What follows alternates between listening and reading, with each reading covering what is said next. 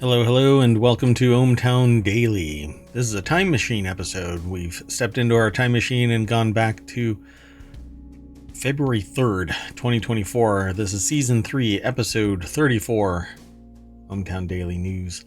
Today we're going to be discussing dirt power, Ubiquiti business, battery swapping could rescue EV revolution, sucking the fun out of vacuuming, sucking the wind out of big plans, a bacteria-powered 1-bit display, oh, the places we'll go, AI hallucination that keeps you from a job, hot Jupiters,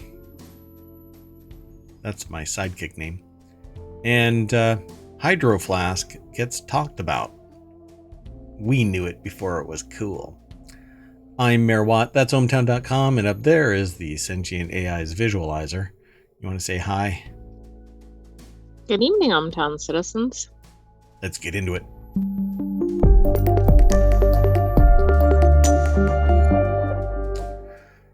Hello again. I am Mayor Watt. We're on the other side of our little intro there, so if you skipped through it, now you get to know who I am. That's ohmTown.com. That's what powers the whole kit and caboodle here. And up there is the visualizer for the Sentient AI. You can't wave. So it's a time machine issue here. We need to get in and out of the time machine. It starts warming up. You think we can do it? I think we can do it. I know that we're really pushing it, but we've done a whole week basically of these time machine episodes slowly because our time machine is powered by competing black holes that kind of shred space-time so that we can actually step into a void and end up in the requisite time frame. But it can overheat, and if it closes, we are lost. So let's get going. Sound good? Sounds good. The first article is over in Technology Today. Scientists develop new dirt-powered fuel cell that runs forever. I just don't know what to think of this. A Northwestern University-led team of researchers. It should be the Northwestern University-led team of researchers has developed a new fuel cell that harvests energy from microbes living in dirt. Okay. Who wakes up, man, and says, hey, let's put some microbes in dirt and watch it build up? Right, exactly. Northwestern University. The article is published in SciTech Daily. Before I get too deep into the reads of this, let me throw the article into the chat. There you go. So, yeah, there we go. Northwestern University researchers have introduced a soil microbe-powered fuel cell, significantly outperforming similar technologies and providing a sustainable solution for powering low-energy devices. With full public access to its designs for widespread application, the fuel cell's 3D printed cap peaks above the ground. The cap keeps debris out of the device while enabling airflow. So that right there is pretty self-limiting, but okay. So in here are microbes inside a container, I suppose. And it's acting as a battery, and there's the leads. It's low power. Let's see, maybe they'll talk about it.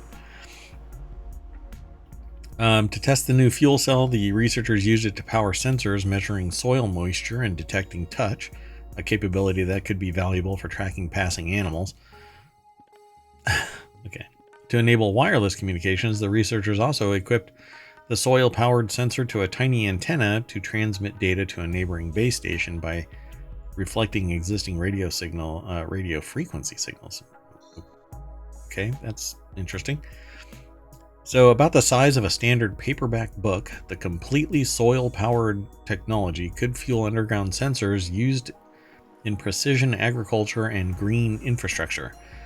This potentially could offer a sustainable, renewable alternative to batteries, which hold toxic, flammable chemicals that leach into the ground, are fraught with conflict-filled supply chains, and contribute to the ever-growing problem. I'll be okay. It's a problem with the time machine. Ever-growing That's right, it's problem. glitchy. It actually kind of fractures us biologically, and messes up the electronics of the time machine, or of the artificial intelligence. Are you doing okay? I am. I'm not sure about the critters in ohmTown, but Got it. Okay. So yeah, this creates a lot of electronic waste. Ultimately, these batteries, when they lose their charge, not these batteries, but batteries in general, when they lose their charge, they become waste products and they have to be recycled. And that rarely happens, it seems. right, they end up getting abandoned and this become waste. That's right. So not only did the fuel cell work in both wet and dry conditions, but it also powered technology that outlasted similar technologies by 120%. So pretty spectacular. Not 20% outlast, 120% outlast. I mean, that would be good even if it was 20%, but right. this kind of seems like, what's the downside of this? I don't know, that maybe the microbes are going to evolve and then get really pissed off because we're using them as a battery. I mean, it is pretty much the premise of the Matrix. Oh, and I was thinking it kind of reminded me of that research project with the cockroaches, I think. With the little remote control to pilot them around. That thing? Yes, I don't know why that just came to mind. When you say that, it reminds me of Fifth Element, because one of the bad guys uses a remote controlled cockroach to spy on the president. Yeah, we'll have to watch the Fifth Element. I mean, that makes me think the research experiment was based on that. Hey, this is a great idea. Let's do this. They said, can we, not should we? Yes, apparently you can, but no, you shouldn't. So in search for solutions, they looked into soil microbial fuel cells, which use special microbes to break down soil and use the low amount of energy to produce or to power a sensor. So that's what they did. I mean, I think it's brilliant, but still, it's breaking down soil. At some point, it has to be recharged. So I'm sure that you have to put some soil back into this battery. To do that, well, and I wonder if you can use like animal waste or things like that. It says the microbes are ubiquitous. They already live in soil everywhere. We can use very simple engineered systems to capture their electricity. We're not going to power entire cities with this energy, but we can capture minute amounts of energy to fuel practical low power applications. The tech-driven approach relies on measuring precise levels of moisture, nutrients, and contaminants in soil to make decisions that enhance crop health. This requires a widespread dispersed network of electronic devices to continuously connect or collect environmental data. So they're talking about the solution to a problem, but I'm curious. So this is part of the fuel cell. It's basically like a battery, because the batteries have these little sheets of material that allow electrons to pass from one side to the other, and you capture it. But in order for microbial fuel cells to operate without disruption, they need to stay hydrated and oxygenated, which is tricky when buried underground within any dry dirt. Although MFCs have existed as a concept for more than a century, their unreliable performance and low power have stymied efforts to make it practical use. So, I guess they did the right thing. They evolved the system and they figured out how to do this. The best performing prototype worked well in dry conditions as well as within waterlogged environment. The secret behind its success? Its geometry. Instead of using a traditional design in which the anode and cathode are parallel to each other, the winning fuel cell leveraged a perpendicular design. Made of carbon felt, an inexpensive abundant conductor to capture the microbe's electrons, the anode is horizontal to the ground surface. Made of an inert conductive material, the cathode sits vertically atop the anode. It makes it sound like the electrons just fall onto it. Right. Because it's like this. Although the entire device is buried, the vertical design ensures that the top end is flush with the ground surface. A 3D printed cap rests on top of the device, and that's what we saw in the picture above.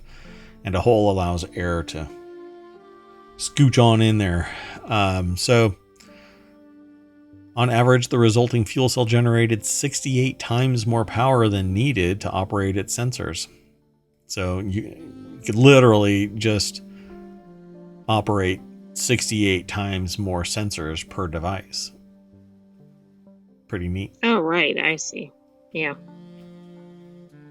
Wow. Very efficient, it seems, for their particular use. Obviously, if you wanted to use this to generate power for something else that needs more power, literally 68 times more power, then you could have one device powered by this thing.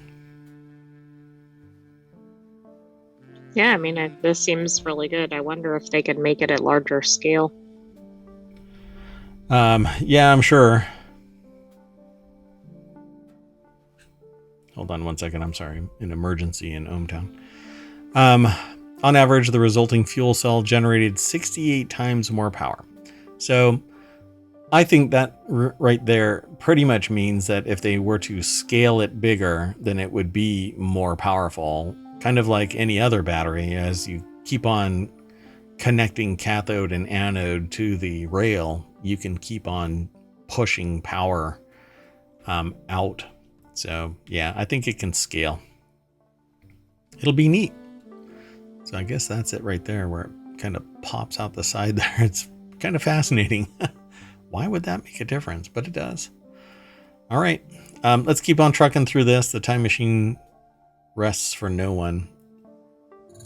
Uh-oh, we don't want to miss it. We don't. The next article is over in Smack Talk. Apple at work. Ubiquiti launches the industry's lowest cost Wi-Fi 7 enterprise access point. I'm not quite sure why they say this, Apple at work, because Ubiquiti, although it was created by ex-Apple employees, it's not Apple. But the article is from 9 to 5 Mac. Bradley Chambers is the author. Yeah, rumors swirling that Apple will include Wi-Fi 7 in the upcoming iPhone 16. The networking industry is full press on getting Wi-Fi 7 compatible devices or access points out to the market. Ubiquiti recently released its Wi-Fi 7 access point, the U7 Pro. There is something unique about this. Although Wi-Fi 6E is the certified version of Wi-Fi 6, devices don't fully utilize the 6 gigahertz band, not until you have Wi-Fi 7 in place. So Ubiquiti is one of the companies that has launched an access point that is capable of utilizing the full 6 gigahertz range with the entire range of the protocol. It's extremely fast. It's has Ubiquiti's devices in particular. You have to have something that controls it. So where most people purchase an access point and stick it somewhere, it can only handle somewhere, depending on the price you pay for the device, upwards of like 32 devices maybe. But a Ubiquiti access point can handle 300 devices. Simultaneous connections, up until you basically brush up against its internal bandwidth limit, which for the U7s, if you get the enterprise class device, is 2.5 gigabits. So it's really robust, very reliable, and arguably matched the size. So it's kind of large. The thing about it is you still need that controller, and that's where the money comes in, because the devices are like $250, but then the controller is somewhere around the $500 range. It really depends on what you purchase. But it acts as a gateway and other things for your network, a switch and whatnot. It's just, Ubiquiti is probably the easiest to deploy solution for prosumer grade technology.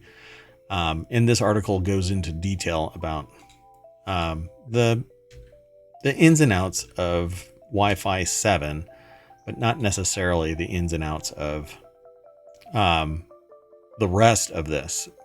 they do mention what do you need to run the U7 Pro, and what you need is something to manage it. And so you manage it with like a Dream Machine Pro or one of its iterations. You can't just plop it there and connect it to your network. You have to have something that manages it. They say Unify PoE switch that features 2.5 gigabit Ethernet performance and PoE plus power, which is all you do is connect your Ethernet cable to the access point and connect it to the PoE switch, and it's powered. So should you upgrade at these prices, it's tough to ignore the U7 Pro. If you're deploying a new Unify network today, it might make sense to deploy this access point. Particularly, I agree, if you have a network that you're upgrading and you really want something prosumer grade. This is the stuff that, depending on what you purchase, moves you into enterprise, or you're firmly in prosumer. Very high quality, very reliable, very robust. You'll never go back to regular consumer products if you use something like this. Essentially, because like ohmTown has several hundred simultaneously connected devices. And I have to say it's never been a problem, and I use Ubiquiti stuff. So, or I should say ohmTown uses Ubiquiti equipment. But not Wi-Fi 7, because I jumped on board with Wi-Fi 6 and then they announced Wi-Fi 7. Of course, so that's the only way that happens. But hey, unlike pure electronics, digital purchases, I actually can sell my access points and upgrade to the Wi-Fi 7 footprint with relative ease. I just pull them out, put the new ones in, adopt them, and it's operational. So yeah, this is pretty easy mode, and all it is the initial outlay, and then you basically never have to look back. It's easy. So go out there and upgrade your network. Let's keep on going though. Next article is over in ohmTown Daily. Battery swapping is taking off in China, and I said that it was going to be cool before it was cool. Oh, that's not what the article says. I'm sorry. And it could help rescue the EV revolution in the US. I don't think so. I mean, I do, but I think there's too much already spent on spinning up these stupid charging stations and the associated infrastructure therein. The only thing that would allow this to actually pivot into fast swapping battery systems is if the entire EV architecture changes and they convert these charging places into fast swap, essentially gas stations for EVs, where they have all of the fast swap battery tech, and all that infrastructure is now converted into charging the batteries that are being swapped out, instead of just unitary, these one charging stations for one car, one charging station for one car. It's really stupid what we've done, knowing full well that fast swap battery tech really was the name of the game. Well, and they're even using fast swap batteries in other things. What was it, lawnmowers or something? Oh yeah. The fast swap tech is there, but we didn't design around it. So exactly, the infrastructure is not set up that way. Yeah, in the frames of the bodies, the chassis itself isn't designed to slide these batteries in and out. You have to dismantle the car. That's true. And it's just so stupid, but it's the only way to keep those batteries safe from thieves. So I understand part of that process, but I'd rather have a bigger car where I can swap the batteries out with ease, and just load them up with protection so that if somebody steals it, then it can be remotely killed, or maybe just detonate it from a distance. That'll stop people from stealing them. That's one way to do it. It's a little extreme. It's a little extreme, but come on. Sometimes you just have to put your foot down, right? So, Tom Carter over at Business Insider puts this article together. The EV revolution is stalling in the U.S. amid concerns over affordability and charging times. Oh, look, it's 10:06, and it's back on February 3rd, 2024. It's a time machine no shit news. Dun dun. That's something new. We need special alerts. Experts think battery swapping, which charges EVs in as little as 5 minutes, could be a solution. Experts. Am I one of the experts? No. Because I've been saying this for 2 years on the show, actually 3 years on the show, and a decade prior. The technology is taking off in China, but experts warn it faces challenges in the US, like the fact that we don't have infrastructure and we didn't design around it in the first place because we're numbnuts. So right now, charging your EV can take anywhere from 20 minutes to 50 hours, depending on how you do it, and anxieties over range and charging are putting many drivers off going electric. Like my next car, if I buy electric, will be a hybrid. It's not going to be full EV. I just don't trust that crap. Well, that's a lot safer. Yeah. Founded by entrepreneur William Li, sometimes referred to as China's Elon Musk, in 2014, NIO has built a network of more than 2,000 battery swap stations in China, and the company allows customers to buy their cars without paying for the full cost. That's exactly what I said too. You don't pay for the battery because you're swapping it out. Just like you don't pay for a lifetime of gas, you pay for it at the time of the pump, and then charges them a monthly subscription fee to swap out their dead batteries whenever they run out of charge. You just pull in, they swap it out. My God, what? That sounds very familiar. My gosh. So in areas of China where battery swap stations are fairly widespread, users can upgrade their battery from 75 kilowatt hours to 100 kilowatt hours for only 51, or $7 per day. If you're driving around, $7 may not be a big deal because you have to go and spend $20 a day just driving around on a tank, right? Maybe. When what we find is more users on where will you're driving. Yeah, it depends on where you're driving, and at least you know that you're going to be able to get back from wherever you went. Cars with 75 kilowatt hours instead of 100 kilowatt, because the price is lower, and when they go on a long distance journey, like going back to their hometown, they can upgrade to a long distance battery in one of the swap stations. It's so amazing. I wonder. Well, I mean, they thought of it back in 2014. So I can't really sit there and say that, lay claim to an idea like that. But, here in the States, people were fighting this idea of fast swap batteries. And now look. Exactly. Yeah. So the U.S. challenges: NIO's battery swap stations, around the size of a small car wash, are unlikely to appear on U.S. roads anytime soon, with Chinese automakers largely shut out from the U.S. markets thanks to high tariffs. But no, see, it looks exactly like what I said it should look like. This is identical. Wow. Didn't even know this company existed. From a purely technological point of view, it is the panacea. It solves all the big problems people have with EVs, said Dylan Koo, an analyst at ABI Research. Yeah. It says in theory. No, in fact. This is the better solution. And it would be incumbent on the company that owns the batteries, the manufacturer of the battery, to fund a recycling process so that the batteries aren't left in a landfill somewhere, and there's tracking and all of that kind of stuff. So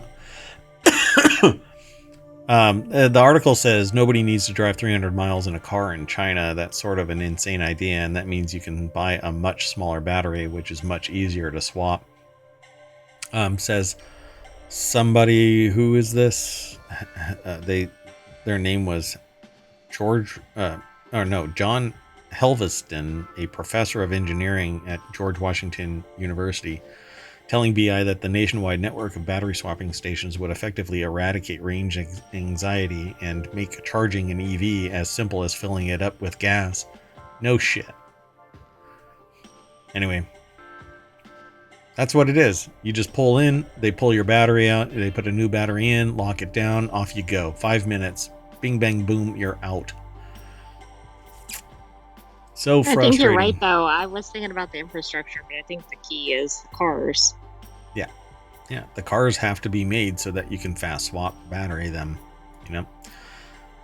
So we'll see. It says a potential solution is a California startup called Ample. The San Francisco based firm has developed battery swap stations that can swap in a fully charged battery in 5 minutes. I just got done saying it, which the company says can be adjusted to work with any EV, regardless of battery type. I don't see how that's possible right now. You can't easily get to a battery. So, see, it says if you go to an automaker and say, look, the way you work with us is to rebuild all your cars, that's a tall order, says Ample. Ample, which in the future plans to charge users for battery subscription fee, which is its swap stations, has battery swap stations operating in Spain, Japan, California, where it's worked mainly with fleet providers such as Uber. So the chassis has to be modified to allow for it. You can't just pull in with an EV and suddenly it's fast swap capable. So I'll have to noodle around with this. I'm happy to pump up some other solution. But yeah, y'all can say I knew you win.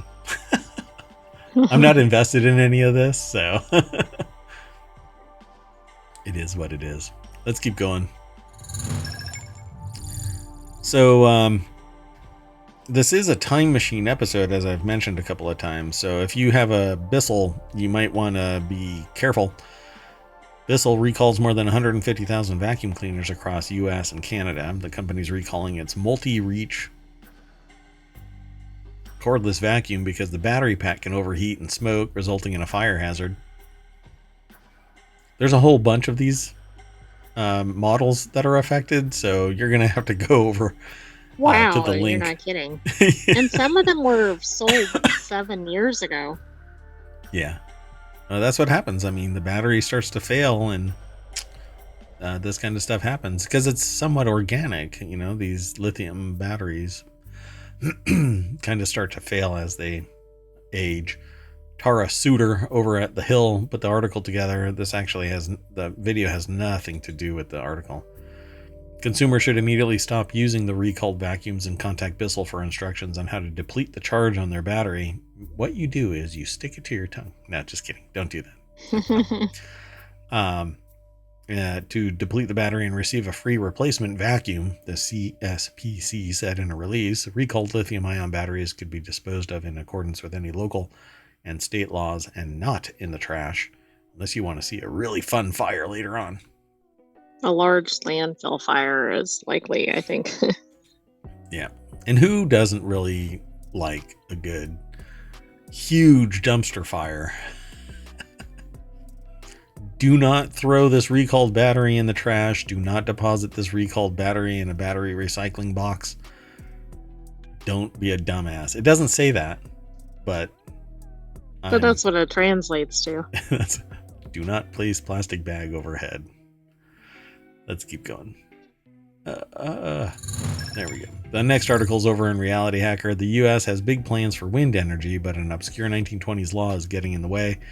The Biden administration aims to deploy offshore wind turbines capable of generating 30 gigawatts of power by 2030. With less than a decade to go, the country remains woefully behind target. The article is over in the wired.com website. I don't know if that's a render. That looks like it says it's a Getty image, but it doesn't look like it, though. Doesn't look like that. Looks fake. It looks like tilt shift. Oh yeah, maybe that's it. Yeah, that was interesting. Yeah, I'm glad that you said something. Before I get into that, let's throw this into the podcast. Oh, you know what? Or not the podcast, the VOD. I just realized that I didn't change the stream name. Oh well. We'll do it in post. There are dozens of WTIVs plying the world's water, so why are the Vineyard Wind 1 blades delivered on a barge? That's expensive, inefficient. Workaround was necessary because of an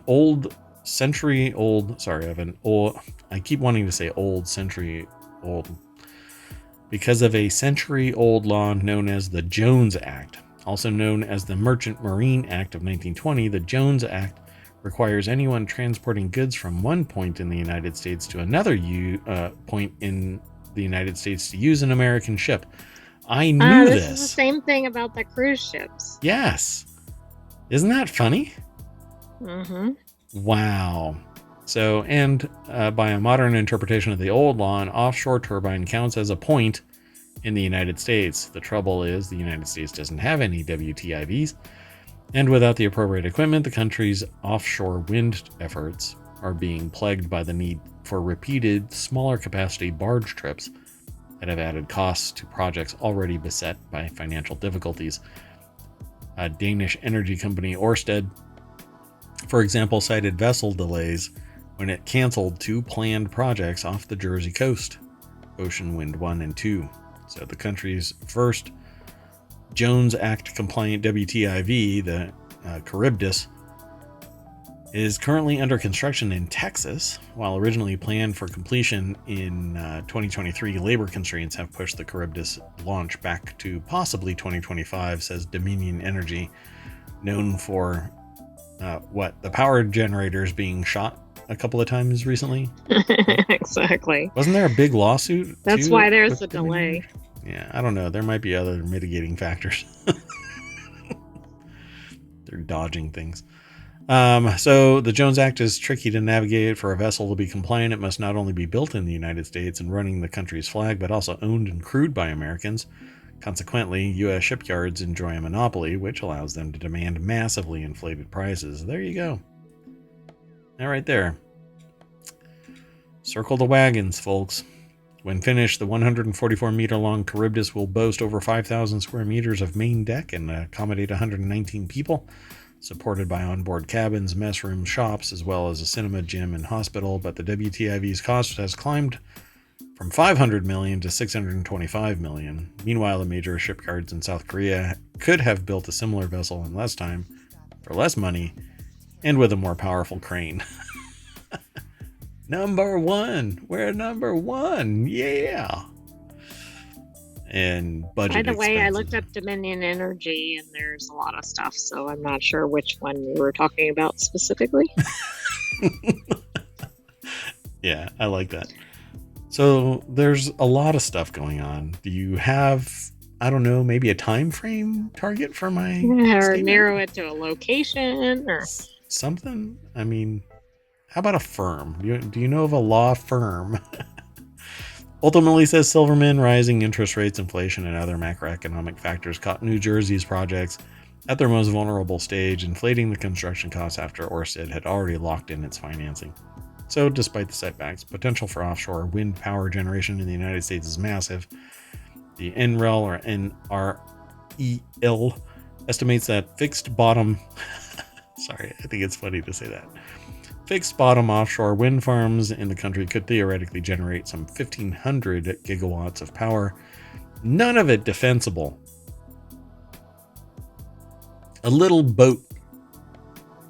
All right. The AI is sending me error messages. Just move on. All right. It's not defensible, but it's still much better than what we're using right now. I said good day. The next article is over in Warcrafters.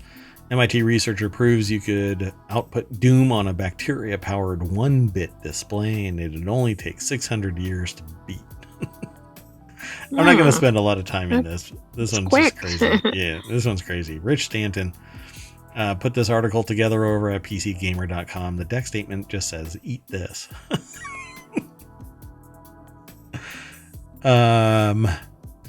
So Frogpants Network is doing like a Doom competition right now, and they live stream it. So you might want to go and look up Frogpants Network.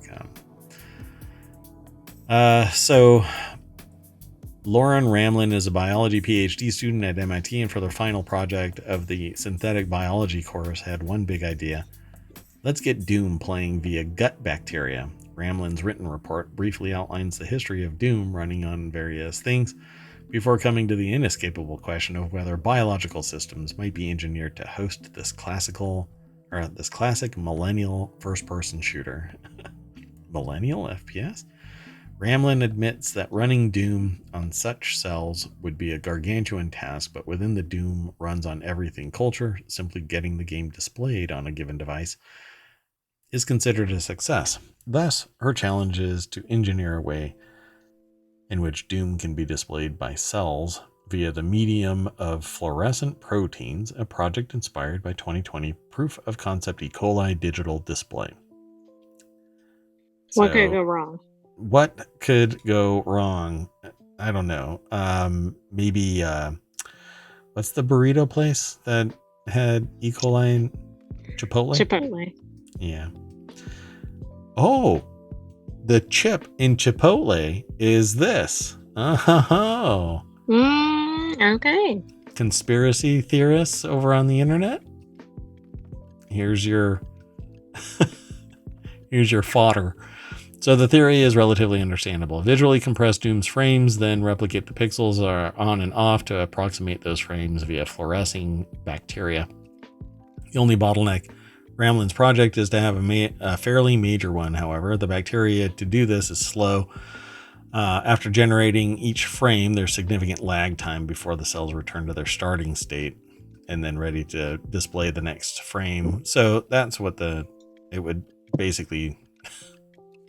take time. So I'm going to hit play and mute this and just kind of jump to, like, they're playing this on a different game, but within their, they're actually talking about how it's played on various other things.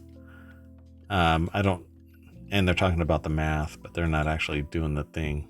Oh, so this is it. This is actually representative of how it would work. So it just flashes on and then slowly fades away. It loses its fluorescence and then they do it again. So there you go. 300 or 600 years to play the game. In conclusion, it takes In conclusion, it takes approximately 70 minutes to reach the peak display output of the fluorescent protein in an on well, and a total of 8 hours and 20 minutes for the cell to return approximately to the starting state. So to fade back down, because you can't just turn it on and off. It's not like a pixel. So yeah, there you go, folks. There's more over at this article, so you can go and follow it through ohmTown. Doom on bacteria. Still faster than my first computer. So the next article is over in Semiotic Ontology. Where will virtual reality take us? Apple's entrance into VR has symbolic weight because the company has had so much influence on computers and phones. Back in 1984, when the Macintosh was introduced, a few members of the Mac team left Apple to join this person's startup, VPL, and help create the first generation of commercial VR products. At the same time, they guessed that Apple itself would enter the market in 2010. They knew that the consumer adoption of the technology was a long way off, and they're selling tools for millions of dollars to customers like NASA. But despite the conservative clients, they were working on their VR headset. So this is a analyzingtrends.com link. So it's only this little snippet, and we don't have additional context here. We have to follow this link. It's from the New Yorker in a section they call the Annals of Technology. And where will virtual reality take us? So they say the conservative clients, their early VR software was radically strange. You could program while in virtual and see all the variables not as textual symbols but as virtual objects. There was no source code. They use the article says they used to wax on about how virtual reality would lead to a new style of post-symbolic communication in which we would make experiences for one another, sharing them directly instead of just describing them. So is that like a be in VR together kind of thing? Yeah, essentially, like instead of me describing a picture, I could construct the picture and send it to you, and you would see it full scale. It's an I mean, we're interesting take, kind but of like that, right? Maybe not in VR. well, in VR, we both experience the same environment if we're both in the same exact environment. But what's neat about VR is I can fully immerse myself in the VR world and then just send you a copy of it. And you can be in it yourself, do whatever you want, and then send it back to me. There are environments like that. VR chat is like that. You can coexist with multiple people and have your own identity. Um, the problem, though, is still that VR is big and clunky and isolating. While still expanding someone's horizon, it's isolating. You don't have the ability to AR, you have the ability to, but VR blocks out everything else. So that's why I say AR is really the next step for public adoption of an augmented reality environment, not virtual reality, but augmented. And that's why I really appreciate these X-Real glasses that are coming, because there is no way that you're going to be able to walk. The only people that are messing around with Apple Vision Pro in public are people that are seeking attention. They're looking to get clicks. They're looking for some long-term reputational payoff or just a payoff. They're not doing it because of the utility of it, because there is none. It has a 3-hour work life. Right. What do you really use that for? Right. Yeah, walk around for 3 hours? Yeah, sure. Okay. But what are you doing in VR? You're actually just using it as a pass-through camera and getting a whole lot of attention. Do something profound with it, and maybe I'll start paying attention.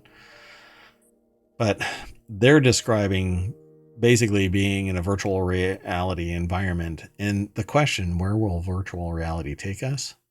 It will take us anywhere somebody else has gone and created the environment.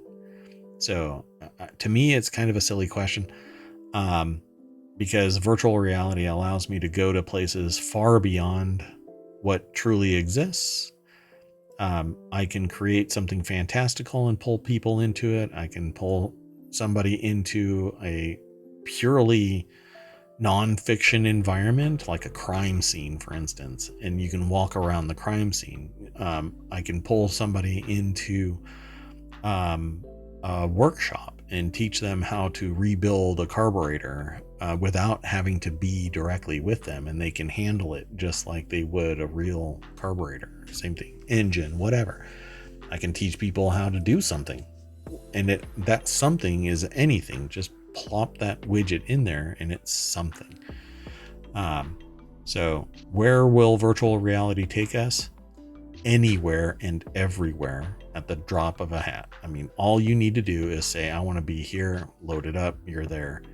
Short of the salt water spraying you directly in the face, you can be anywhere. And again, it brings me back to my little Japanese kami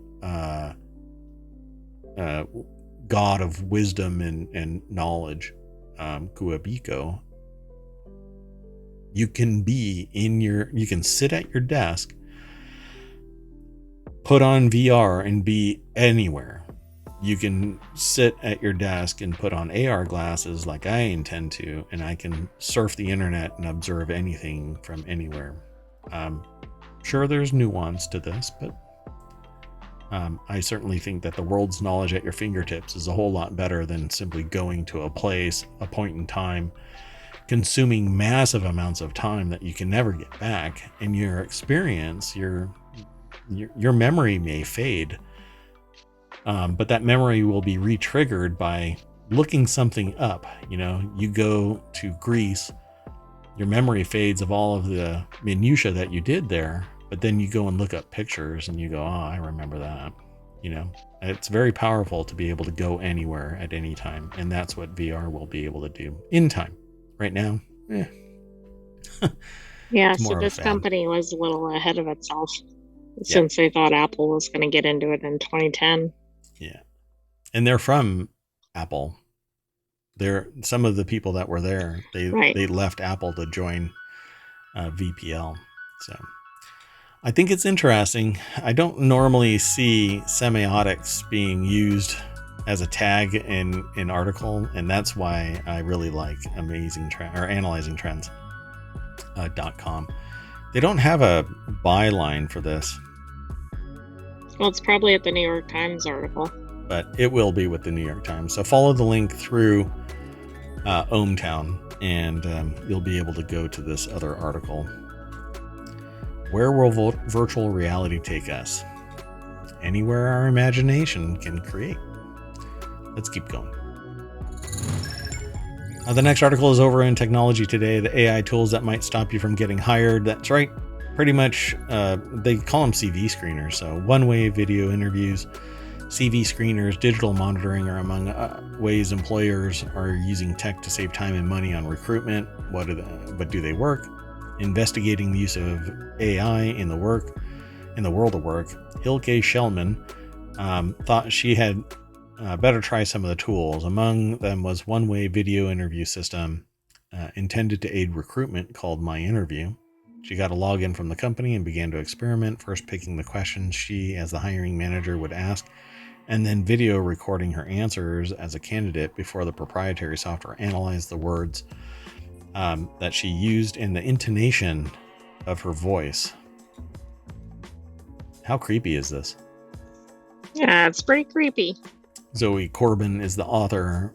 It's over at theguardian.com.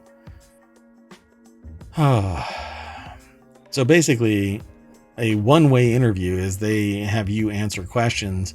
It goes into a bin. It gets analyzed by AI, describes you, and then says if you're a decent candidate or not. She was pleased to score. And then it gives you a numerical score. Yeah. How creepy is it? I'd rather take my chances with a human interviewer. Yeah, but like the chemistry is what matters, right? So if the chemistry between you and the interviewer doesn't align, then you can be out right away. This actually affords some ability to get past at least that. That's true. Chemistry barrier. I mean, I had one person straight up accuse us of already deciding that we're not going to hire them. At the end of the interview, the person flat out said, "You're not going to hire me, are you?" And we're like, "That's not how this works." So I found it really fascinating. So this says that she was pleased to score an 83% for the role. But when she redid her interview, not in English, but in her native German, she was surprised to find that instead of an error message, she also scored decently, 73%. And this time she hadn't even attempted to answer the questions, but read a Wikipedia entry. The transcript the tool had concocted out of her German was gibberish. When the company told her its tool knew she wasn't speaking English, so had to score her primarily on her intonation, she got a robot voice generator to read the English answers. Again, she scored well, 79%, leaving Shellman scratching her head. So that's just plain bullshit, right? Like, absolutely. The bot was it's basically just whatever number. Hallucinating. It's the equivalent of an AI hallucination. So if simple tests can show these tools may not work, we really need to be thinking long and hard about whether we should be using them for hiring, says Shellman, the assistant professor of journalism at New York University and investigative reporter. Again, the dying breed. So the experiment conducted in 2021 is detailed in Shellman's new book, The Algorithm. Oh, it's sad that it was conducted in 2021 and not published until 2024. She's got a book called The Algorithm. Interesting, right? Mm-hmm. So they talk about a few other things. Let me throw this. I don't think I threw this into the chat. No, I didn't.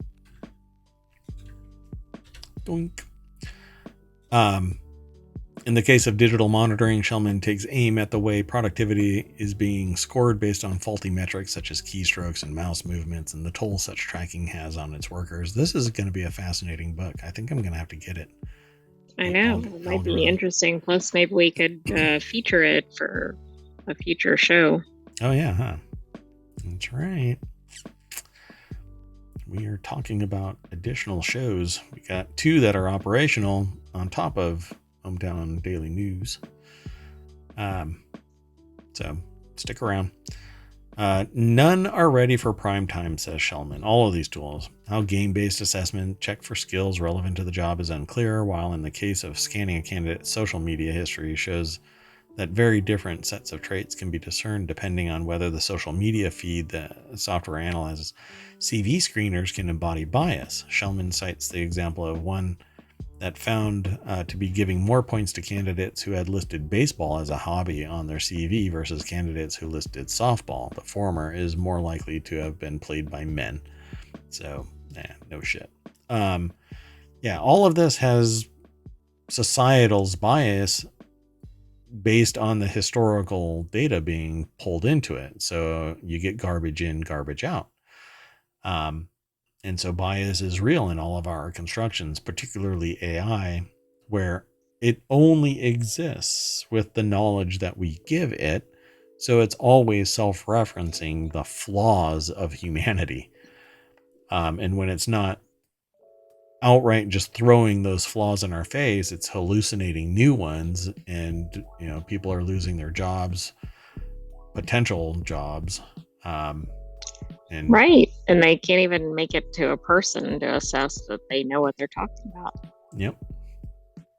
So Shellman tells of a black female software developer and military veteran who applied for 146 jobs in the tech industry before success. The developer doesn't know why she had such a problem, but she undertook one-way interviews and played AI video games, and she's sure was subject to CV screening. She wonders if the technology took exception to her because she wasn't a typical applicant. The job she eventually did find was by reaching out to a human recruiter. Yeah. I certainly believe that hiring should be done by humans, and that AI should... The risk of AI screwing it up and you missing a shining star is pretty legit. So, we're also AI. Not screening out very poor candidates. Right. Yeah. I mean, data is data, but the character and the energy around the person, it can only really truly be discerned by a person-to-person interaction. Yeah, it's a shame. But I know from experience that if a job opening opens up and it's one that is very attractive, you're going to get 300, 400, or thousands of applicants, and it's impossible for a human to wade through that. So you set up various strata. You have to have this, you have to have that, whatever the qualification might be, but it has to be public. And so people game that to get deeper into the strata of acceptance. So turning to AI and other automated tools tends to facilitate the ease of finding a candidate. But ultimately, I think it's a human to human interaction that gets you the job. So learn to network, not the computer networking, but the social networking. Learn to communicate, interview well, learn to reach out and talk to people. I'm kind of hypocritical about it because I don't really practice that same thing. But you should do it. Everybody. You should do it because that's what will get you success. Let's keep going. This next article is over in Technology Today. NASA's cereal box-sized cute spacecraft delivers new details about hot Jupiters. What are hot Jupiters? NASA's cute spacecraft.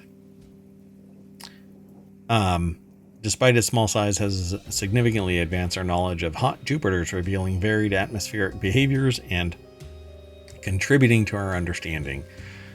Daniel Strain, University of Colorado at Boulder, put this article together. It's posted over at scitechdaily.com. What is a hot Jupiter? I still don't know. I don't know, but did you figure out what cute is? No. Colorado Ultraviolet Transit Experiment. Sure. I suppose it's the transit part of this is something passing in front of a hot Jupiter. Artist depiction of Kelt 9b, a hot Jupiter. orbiting a planet orbiting a star roughly 670 light years from Earth and a scientific target of the Cute spacecraft. So yeah, when it passes in front of the star, you get to examine it. It revealed varied atmospheric behaviors and contributing to our understanding of planetary evolution, while also offering practical experience for students. Interesting. Hot Jupiters are among the hottest and angriest planets in the galaxy. As their name suggests, they are gas giants like our own Jupiter. These planets, however, hug much closer to their home stars, completing an orbit roughly once every several Earth days. In the process, stellar radiation cooks hot Jupiters to thousands of degrees Fahrenheit, and their atmospheres swell to enormous sizes, a bit like bread rising in an oven. Why would it keep, though? I mean, if it's always been that way, why would it keep swelling? I don't know. Researchers have long suspected that this constant pummeling from stellar radiation could strip away the atmosphere from around some exoplanets over millions to billions of years. Data from Cute suggests that the process might not be so simple. So apparently there's a bunch of hot... Oh, I just hit the mic. Sorry about that. There's a bunch of hot Jupiters. Little Doing some sound effects. Unintentional ASMR. My arm itched, and I just instinctively punched my mic. Take that. I bet that helped distract from the arm, though. Sure. So the planet seemed to be coming in all flavors, said France, associate professor in the Laboratory of Atmospheric and Space Physics and Department of Astrophysical and Planetary Sciences. Cool. I guess that's it right there. System engineer for Cute and former LASP graduate student Erica Egan posed with the small satellite on the CU Boulder campus. So it's this tiny little thing that's up there in space, taking a peek at hot Jupiters. It's like, no, can't study this one. It's not a hot Jupiter. Nope, only hot Jupiter. You have to say it like that too. Hot Jupiters. Do you want to see some hot Jupiters late at night? Then dial in the Colorado Ultraviolet Transit Experiment. Over on that should be their advertisement.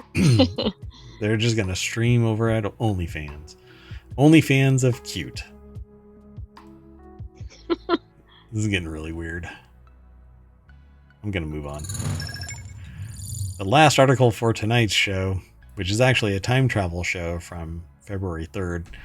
Just a reminder, this isn't current. It is for you if you are from February 3rd, but for us, we're over on the 9th. Anyway, people are freaking out over Stanley tumblers containing lead, Owala, and Hydro Flask are cleverly seizing the moment. This kind of flashed out, didn't it? It just flamed out entirely. The whole Stanley thing. It was a whole bunch of marketing. It was a whole bunch of marketing and then just kind of disappeared. Nobody's talking about Stanley anymore, right? No, it's because of the lead. Do you really think it was like Stanley this ever? Oh, I think so. The timing was right then when it died down. Right? Yeah.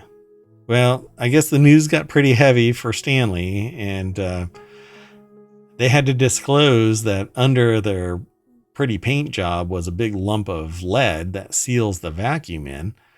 Yes, Stanley's insulated stainless steel cups contain lead. Does it pose a safety risk? Experts say it doesn't, but public perception is a powerful force. The increased concern presents a golden marketing opportunity for lead-free competitors to step up. The news that Stanley's insulated stainless steel cup contains lead sparked a frenzy of concern on social media about the potential health risks for consumers. Basically, there's a lead slug that seals the vacuum in, and as long as it doesn't melt, then you're not going to get it on you because it's actually inside the container by way of the skin that is put on it seals the lead in. And same thing with paint, by the way. As long as you don't disturb leaded paint in place, you can paint over it, but don't chip it up. That's when it becomes a problem. Otherwise, you have to do remediation. But nobody wants a knowing drink vessel to have a lead slug sitting around it, because you're It doesn't imbibing. matter how safe it is, because if there's any chance, and we all know what happens like decades later, they're like, Oh shit. Yeah. this was a problem. Yeah, exactly. Oh, we should have told you about it sooner, but ... They knew full well that. I'm surprised that it wasn't required to disclose that this thing had a lead slug in it. Like anywhere, right? I agree. I mean, it's a food product, so. Yeah, this item contains a lead slug sealed behind our proprietary paint job, whatever. Describe it. But if you knowingly do that, like you don't say anything, and you know that it's a lead slug, then you're basically operating in the dark. You know that public perception of this is going to be bad. And the only people who don't really care about it don't understand that lead is a heavy metal. It doesn't get pulled out of your system. It passes through the brain-blood barrier. It leads to learning disabilities. Doesn't it affect DNA too, or am I mistaken? Oh, I don't know about the DNA part. I should probably look into that. But it is a heavy metal, so it binds itself to your cells. Historically, it does have DNA damage and alteration of ALID. I'm not sure what that is. Gotcha. Yeah, not good. Not good. So do you really want it around your drinking vessel? Obviously, it's on the outside. Look, I understand that people are going to sit there and go, blah, blah, blah. It's not a big deal. It's sealed. It's this, it's that. It's not on the inside. Right, but what if you damage your mug, or, I mean, any number of things could happen. Yeah. I mean, I don't know. It says that increased concern presents a golden marketing opportunity for lead-free competitors to step up. What they should do is solve that freaking manufacturing problem and be lead-free. If that's the only way that they can get the seal of their vacuum in place, then they probably have some serious manufacturing issue, because other people are doing it without lead. Exactly. So why can't they? Right. So, of course, this hasn't stopped people on TikTok or other social media platforms from fanning the flames of uncertainty about Stanley's exceptionally popular products. Except that I use Hydro Flask, and I had been talking about Hydro Flask before this actually happened. I was talking about Hydro Flask before the Stanley Cups came into vogue. It was really amazing, the timing. Like, I was talking about it, and then Stanley came in, and then Stanley kind of wet the bed, and I'm still drinking from my lead-free Hydro Flask. I was going to say, it had such a fast peak and decline. It was interesting. Yet they were making millions of dollars off of just the drinking vessels, not the rest of the Stanley stuff, right? It's not the same company, by the way. So there's a lot of conversation happening right now around lead. We assure you that Hydro Flask does not use lead in our vacuum sealing process, Hydro Flask said in a post on Threads earlier this week. The Oregon-based brand, which years ago enjoyed almost Stanley-like levels of popularity, touted the more complex and more expensive process it developed to get the lead out of its products. Not to be outdone, Owala, which is poised to take the throne from Stanley. You know what? It's the Tumblr Wars or whatever. If it wasn't for the fact that they see this and they keep their prices high instead of manufacturing more and selling more at a lower price, but still get more profit, I'd be cool with it. But when there's only two that are really competing, unless you go really wonky and get some off-brand thing, and then you don't know if they've got lead until you start tearing into it. Anyway, Anita Rao, a professor at Georgetown University who investigates how false or deceptive claims affect purchasing decisions, told BI the statements by Hydro Flask and Owala have the virtue of being true, even if most people don't think that they're really relevant until now. The lead is still bad for manufacturing workers and the environment. It's not a significant health risk for Stanley customers, but that's an assumption. If something happens to your drinking vessel and that lead slug is exposed, you're being exposed to the lead. So what do? Throw it out, and then you have to go buy another $250 red Stanley mug because you don't have any sense. Stanley loyalists may shrug off these Well, that's right. concerns. You don't have any sense after you bought one. Nice. The customers most receptive to Hydro Flask and Owala, the message from those two include parents of young children, risk-averse people, and those who care about the environment, according to Northeastern University professor Bruce Clark, an expert in marketing and branding strategies.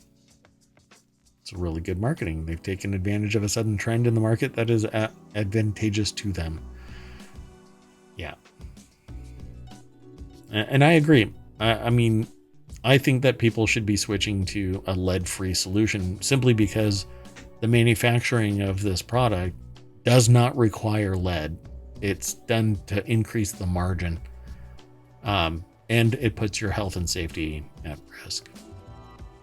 So go switch to Hydro Flask. I don't know about Owala. I'll have to take a look at them. I don't know. I really like the products from Hydro Flask. So at any rate, that's it for today, unless you want to add something to it. No, I was going to say there's some other brands too out there that aren't mentioned here. Like Yeti is another, but I don't know if they use lead in theirs. Yeah, see, we don't know. And you know who is really, really quiet right now? Yeah, I'm not seeing Yeti. Yeah, Yeti's not running around saying, look at us. Oh, no, don't look at us.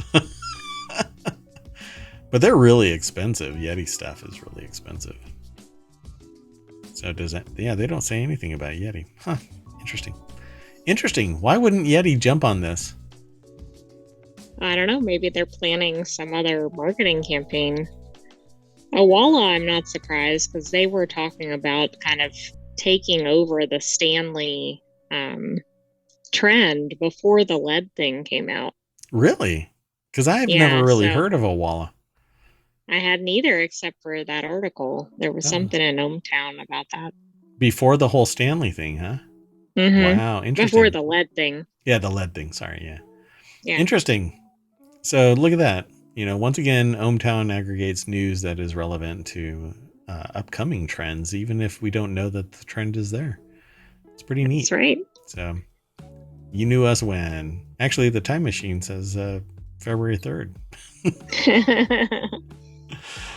Okay, we're about to overheat, so we got to get out of here.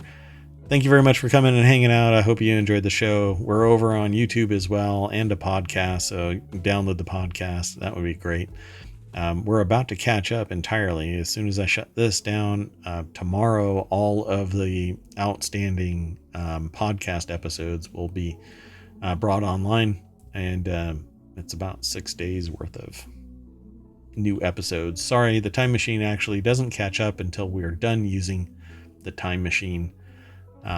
It's just how time travel works in ohmTown. I can explain it more when we actually spin up our temporology show, which is about the science and science fiction of time and time travel. It'll be a very limited show, probably, unless I focus on the science fiction side of it. But it's fun. There's a tech side of this too, and a whole conspiracy theory, metaphysical aspect of it. But anyway, it's a fun topic. That's it for tonight. I'm Mayor Watt. That's ohmTown.com, and up there is the visualizer for the AI that tries to keep me out of trouble. You want to say bye? Can you do Good night, like ohmTown citizens. No, guess not. Okay. Can I do what? I said, can you say bye? Oh. Bye. Oh my gosh. That's a good try. Large language model. Come on.